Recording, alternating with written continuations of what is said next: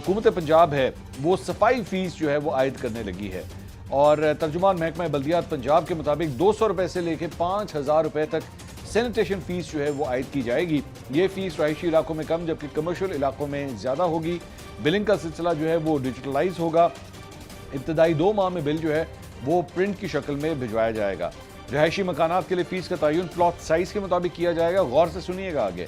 5 मरले से कम प्लॉट के ऊपर 300 रुपए जबकि 5 से 10 मरला प्लॉट के ऊपर 500 रुपए फीस जो है वो आयद की जाएगी।